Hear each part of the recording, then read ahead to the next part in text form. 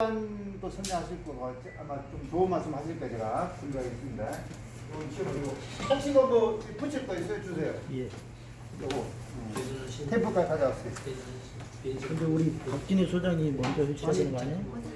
응? 먼저 하세요. 이렇게 뒤에 하시면 많이 할 수가 나는 있어. 국제 소장이 이거는 진행입니다. 네. 수대들하고 우리 박 소장이 계셔야 되는데 뒤에 하면 편하게 많이 할 수 있어요.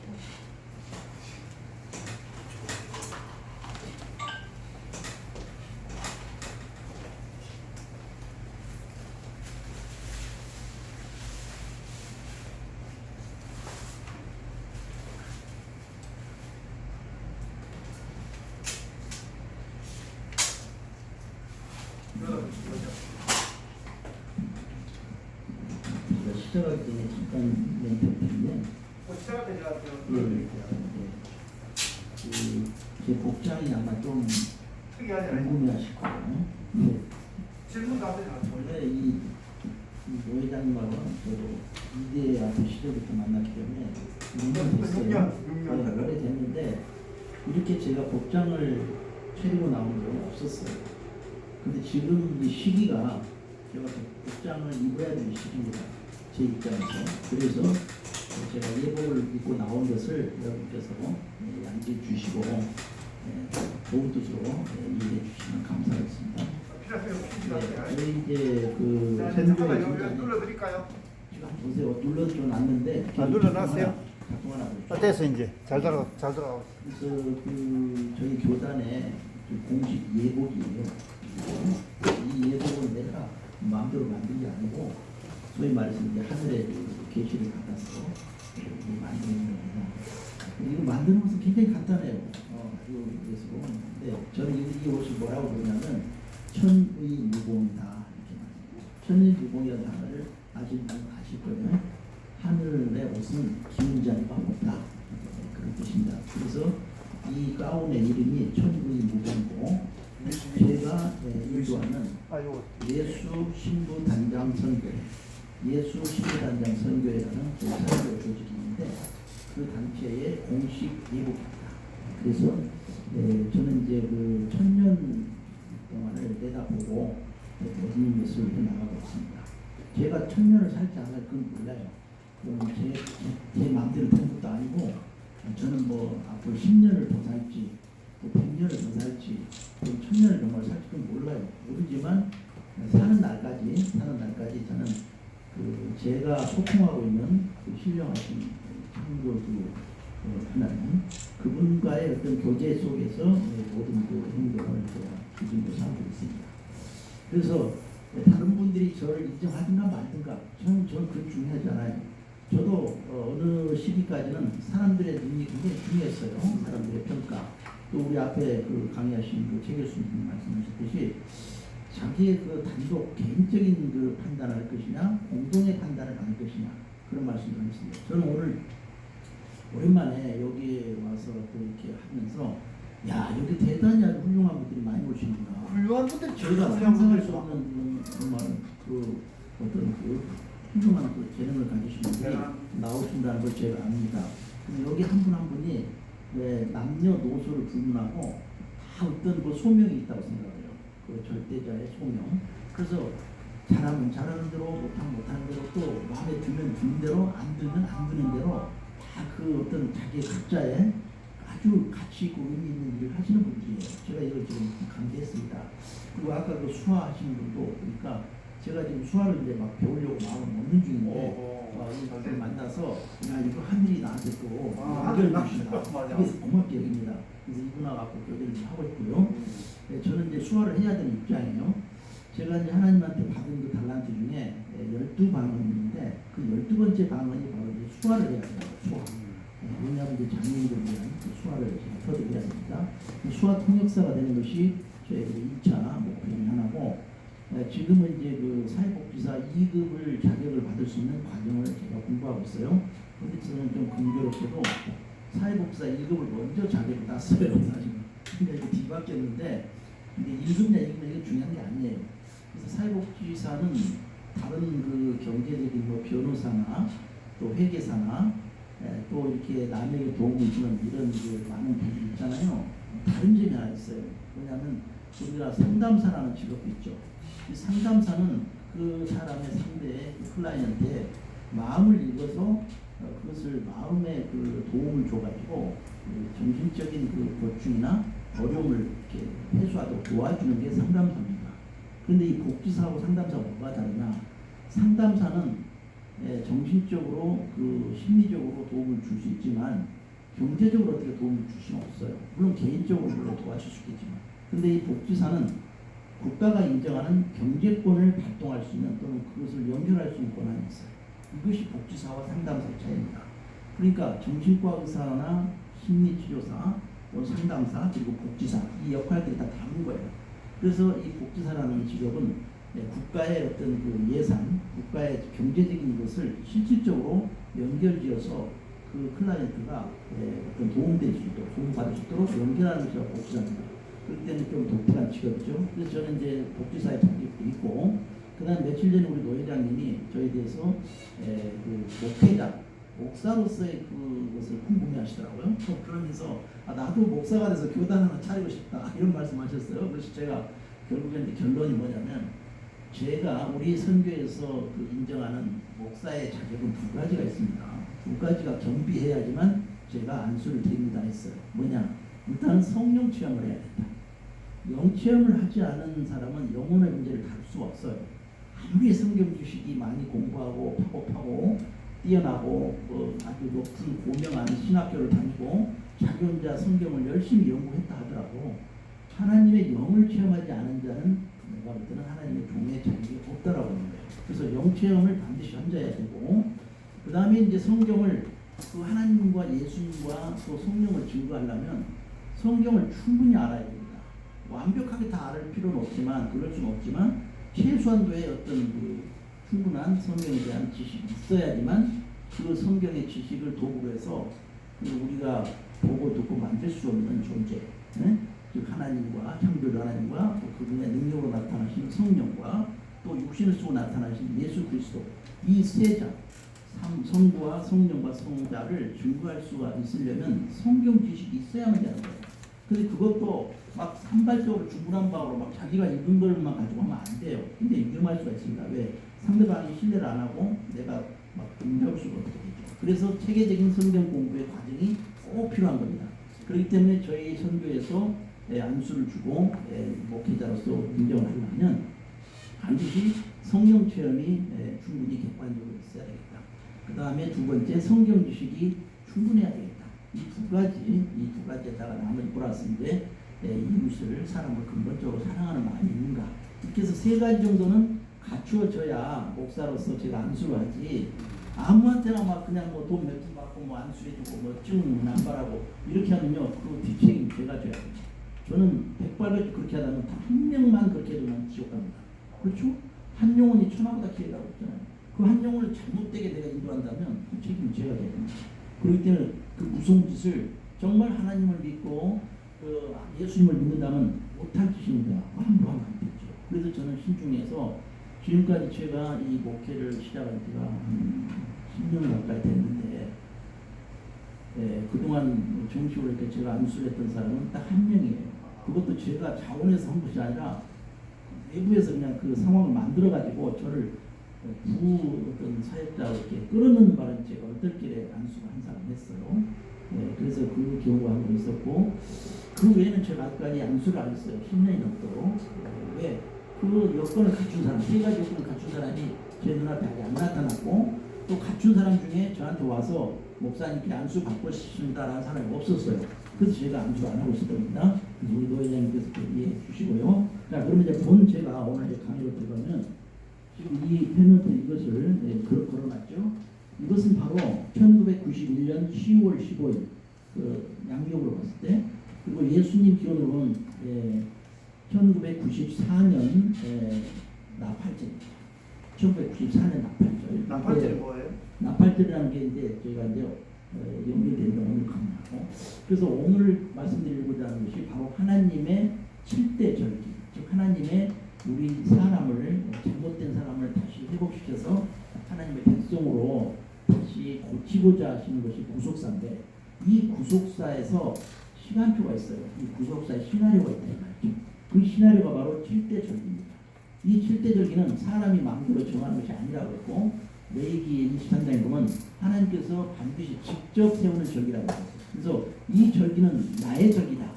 사람들이 마음대로 정하고 사람들이 세우는 절기가 아니고 창조주이신 홀로 존재하시는 내가 바로 세우는 절기라고 분명히 성경이 말씀해 주셨어요. 그러니까 이 절기는 사람이 마음대로 뭐 해석하고 마음대로 뭐 지내고 지키고 하는 게 아니에요. 우리 생물이라면 인간이라는 사람이라면 다 누구나 이것을 지켜야 되는 거죠. 그런데 참 안타깝게도 지금 신앙의 정점을 달리고 있다는 많은 크리스찬들이 또 유대인들이 물론 유대인들은 이제 원초적인 그림자적인 그 절기를 지킵니다. 모세 시대에 그 절기를 지키는데 예수님이 오심으로써 그 절기가 실상으로 하나씩 성취가 됐어요. 그래서 최근에 성취된 게 바로 이 나팔절입니다. 그 앞에 유월절을 자기 십자가로 지키셨고요. 그 다음에 무교절로서 이제 지켜진 게 무덤에 죄 없이 들어가신 거예요. 그 다음에 이제 다시 부활하신 거. 이게 초실절의 성취입니다. 그러니까 성경에는 7개 절기가 나오는데 그 7개 절기 중에 봄절기, 즉 하나님의 말씀에 진리의 씨앗이 뿌려지는 우리를 구원하시기 위한 진리의 씨앗이 뿌려지는 봄절기의 세 절기를 예수님께서 손수 성취하셨어요. 그러니까 예수님의 그 생애는 어찌 보면 모르는 사람이 보면 막 작중도라는 것처럼 보여. 뭐 죽은 사람 살리고 문득병자 낫게 하고 속이 물뜨게 하고 이런 것들만 보는 사람은 예수님이 무슨 치료사인가 뭐 이렇게 생각할 수 있는데 그건 아닙니다. 예수님께서는 그것은 최소한의 예수님께서 보여주시는 거고 원래 예수님의 마음속의 심지에는 하나님께서 이미 세워놓으신 7대 절기 중에 복절기의 시나리오를 이루시고 있었던 거예요. 그리고 나서 이제 이것이 어떤 분기점이 있는데 그게 바로 예수님이 승천하신 뒤에 성령으로 강림하신 거예요. 성령으로 마가다락방에 강림하셔가지고 이제 당분간 다시 예수님이 나타나실 때까지의 보살피는 보살핌을 해주는 보혜사로서 성령께서 강림하신다는 것을 이제 그 사건이 벌어집니다. 그것이 바로 오순절의 사건이에요. 이게 바로 하나님께서 세우신 절기 중에 7절기 중에 4번째 절기입니다. 그럼 나머지 3개의 절기가 남아있는 거예요. 이 나머지 3개의 절기를 이루시기 위해서 또 이걸 다 이루셔야지만 인류의 구속사가 2세대의 인류의 구속사가 끝나는 거예요. 그래서 이 끝을 다 설명하고 마무리하는 것이 요한계시록에 나와 있고요. 이 가을절기의 시작이 바로 나팔절이에요. 예수님께서 1991년 10월 15일 날 이렇게 공중에 나타나실 때 그때가 나팔절이었어요. 그러니까 예수님이 십자가에 달리시기 전까지는요. 유대인들은 모세를 통해서 하나님께 받은 양 잡는 유월절만 알고 있었지 하나님의 아들이 육신을 쓰고 나타나서 실제로 우리의 죄를 사역을 해서 죄를 사하시고 우리를 구원하신다는 유월절인지를 몰랐던 거예요. 근데 예수님 오심으로써 십자가에 달려서 그 죄가 사해지면서 그 어둠의 세계, 죄악의 세계에서 우리가 구출될 수 있는 그 사건이 실제로 실상화된 겁니다. 그것이 바로 유월절이었어요. 그래서 예수님이 십자가에 달리시는 날이 유월절입니다. 그렇죠. 자, 그렇게 해서 이제 봄절기 이루어졌고 이제 가을절기 들어오는데 가을절기 시작 뭐라고요? 나팔절이에요. 이 나팔절이 실제로 1991년 10월 15일 날 양력으로 이루어진 거예요.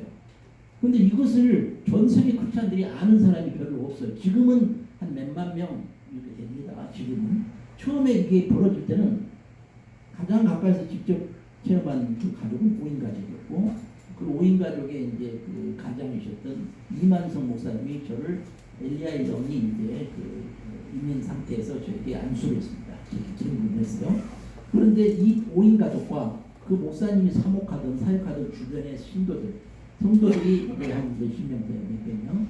그리고 나서 이 사건이 벌어질 때 수킬로 반경에서 이것을 이 공중에 벌어진 사건을 실상으로 두 눈으로 육안으로 이렇게 목격한 것이 수천 명이에요. 그래서 이게 소문이 퍼져나가지고 지금 이제 벌써 30년이 됐는데 30년 동안에 수만 명, 수십만 명이 이 정보를 알게 됐습니다. 그런데도 아직도 까맣게 이 정보나 소식을 모르는 크리스찬들이 태반이에요. 예, 그러다 보니까 제가 이것을 걸어놓고 설교를 하거나 복음을 전하거나 뭐 하나님의 그 계시를 전하거나 또 저에 대한 간증을 하면 사람들이 이상하게 보는 사람들이 있더라고요. 심지어는요, 제가 작년에 어떤 꼴을 당했냐면 이 그때가 바로 또 나팔절이었고 속죄절이었거든요. 작년에 있었어요. 자, 저를 그 설교하는 저를 이 교단에서 그래. 단장에서 저를 끌어낸 사람도 있었어요. 근데 그 사람 생각 뭐냐? 저 사람은 사탄 마귀니까 끌어내서 패대기를 쳐야 된다고 확신하는 사람이에요. 당연하잖아요. 예수님 죽일 때 저놈 잡아 죽여라 할 때 그 사람들 뭐예요? 자기들은 모세와 아브라함에 대해서 신앙이 굉장히 투철한 사람들이었어요. 그리고 성경대로 산다고 스스로 자부하는 사람들이었고 누구보다도 자기가 하나님을 잘 믿는다고 착각을 하고 있었단 말이에요. 그런 사람들이 예수를 잡아 죽여라 쳐 죽여라 느끼고 권력의 힘을 빌려서 예수님을 처형하죠. 예, 이런 비극이 역사상 실제 있었죠. 근데 이번에 이제 다시 또 일어납니다. 그게 성경에 기록돼 있어요. 제 말이 아니고 성경에 다시 올 때도 틀림없이 사람들이 그를 비난하고 비방하고 이런 자들이 나올 것이다. 그 교단이 달라서 그런 거 아니에요? 교단이 달라가지고. 아, 그것은 교단의 문제라기보다는 그 성경을 보는 관점의 차이예요. 그런데 그 배후에는 사실 이제 성령과 마귀영의 역사가 이렇게 교차되는 겁니다. 알고 보면. 그러니까 나름대로 자기도 신학 공부를 하고 뭐 열심히 신앙을 하고 기본 신앙 열심히 뭐 예배도 잘하지 찬양도 잘하지 헌금도 잘 내지 뭐 기본적인 다 잘하는 사람이에요. 그런데 그 사람이 배운 신학과 성경 교리는 지식은 몰라보게 이렇게 가려져 있는 거예요. 여기에는 성경을 가르친 자들의 책임이 큽니다. 마치 바리새인과 사두개인들이 그 서기관들이 그 당시에 예수님 당시에 2000년 전에 성경을 읽고 독점하면서 사람들에게 성경을 가르친 자들이 서기관들 아닙니까? 그 사람들이 예수를 앞장서 죽이려고 했거든요.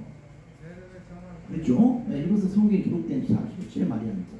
자, 근데 이런 일이 제리도 똑같이 벌어진다는 거예요. 그게 성경에 기록이 있어요. 제가 하는 말이 아니고. 근데 저는 예수님을 닮으려고 노력하는 사람 중에 하나예요. 예수님 닮으려고. 그래서 제가 모토가 예수다 피곤합니다.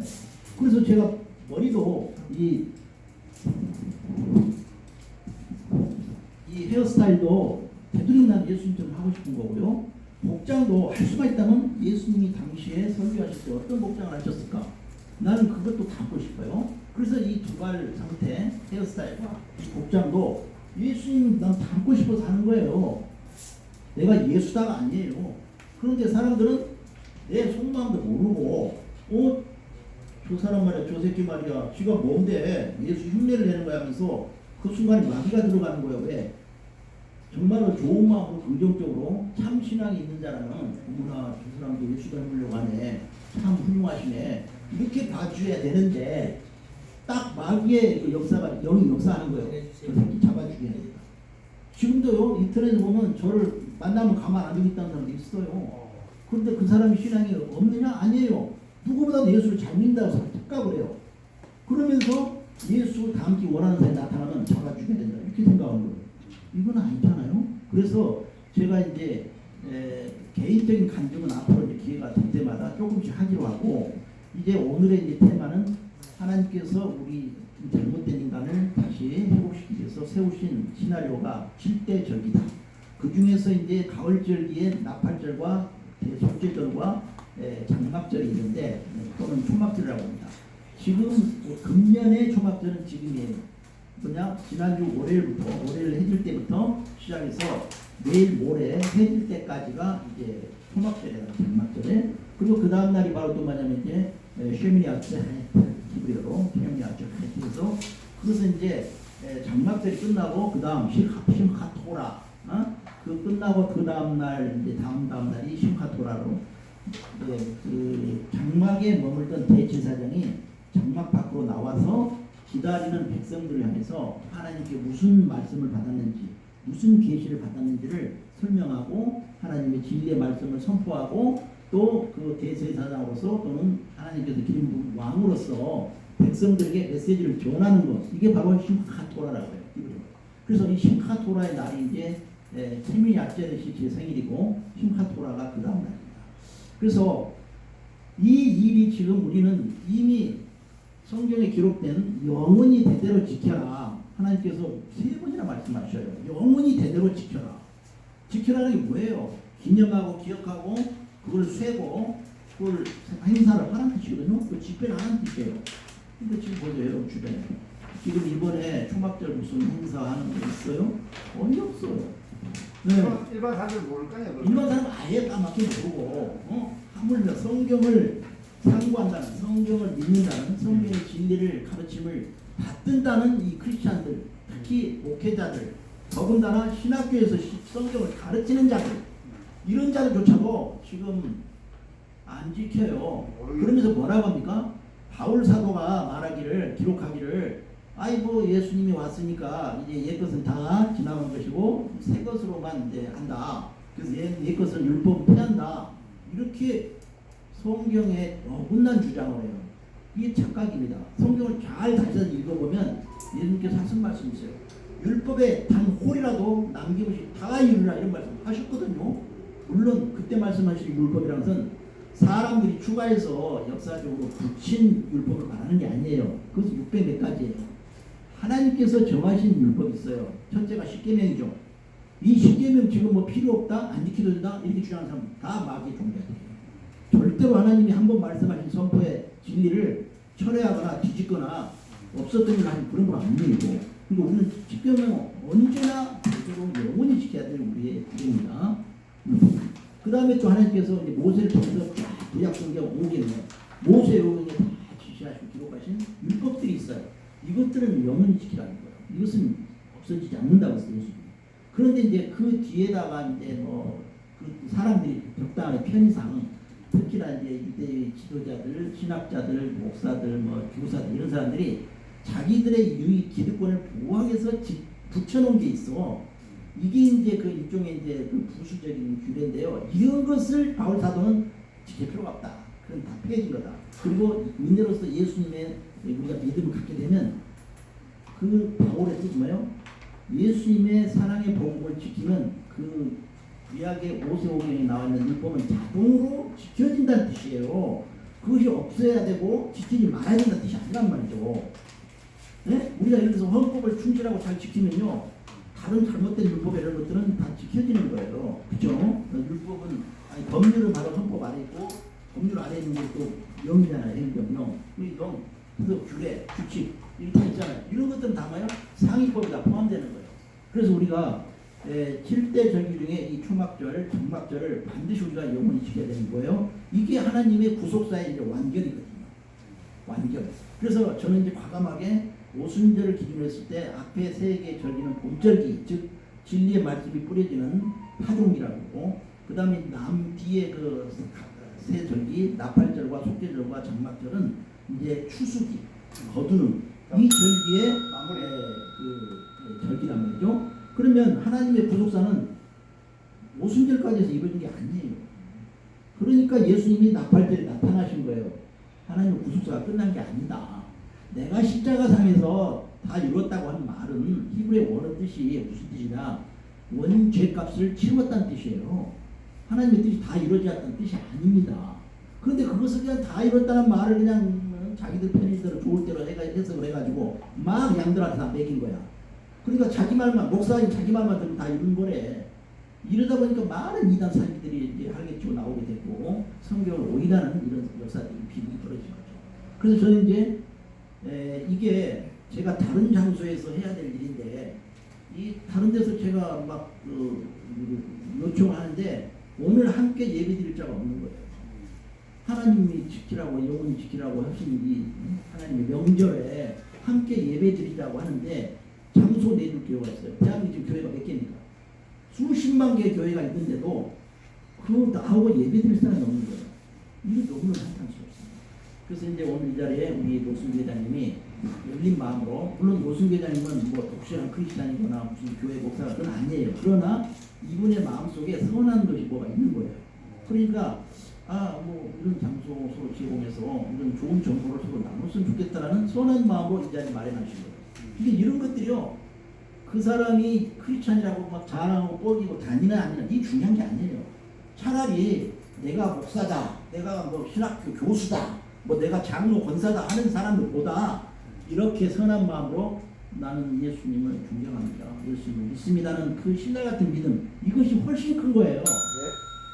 네, 이것이 훨씬 값어치 있죠. 그래서 이 자리에 다행히도 다 크리스찬으로서 예수님과 하나님을 인정하는 이런 분들이 계셔서 저는 마음이 기쁘고, 오늘 이제 모든 총론적인 것을 마무리하자면 뭐냐면 하나님께서 우리를 구원하시기 위해서 7대 명절을 세우셨다. 그리고 이제는 가을절기, 추수절기를 이뤄야 될 때인데 나팔절에 대해서는 예수께서 손수 이루심으로써 이게 다시 온다. 육신을 쓰고 지상에 다시 온다는 것을 분명히 계시하셨어요. 그러면서 이때에 어떤 일이 있었냐면 예수님이 딱 한마디로 하시고 다시 올라가셨어요. 저한테 안수했던 그 기름 부음했던 그 엘리야의 영 이만성 목사님 가족 5인 가져가겠다고 오셨는데 그 중에서 제일 꼬마 막내 5살짜리하고 딱 한마디만 하고 올라가신 거예요. 뭐야? 마리아가 막 예수님을 가지 마세요. 막 울면서 막 손을 들면서 할렐루야 가지 마세요. 예수님 함께 있어요. 이렇게 하니까 예수님이 돌아보시면서 오리라 딱 이만 한마디만 하셨대요. 음성으로. 나머지는 다 뭐예요? 상황 그 뿐이었어요. 자, 이것은 이제 육신을 쓰고 지상에 온다라는 것을 계시하신 거죠. 자, 좋습니다. 오늘은 이제 또 시간이 또 하실 분 있으니까 이 정도로 하고 친구하고 다음 또 드리도록 하겠습니다. 감사합니다. 박수. 이제 마지막으로 여호와의 사람 박진혜 대표님 이제 강의하십니다. 요거 듣고 이제 마무리하겠습니다. 자, 잠깐만 나오세요. 꽃 떼뿌리세요. 자, 나오세요. 네.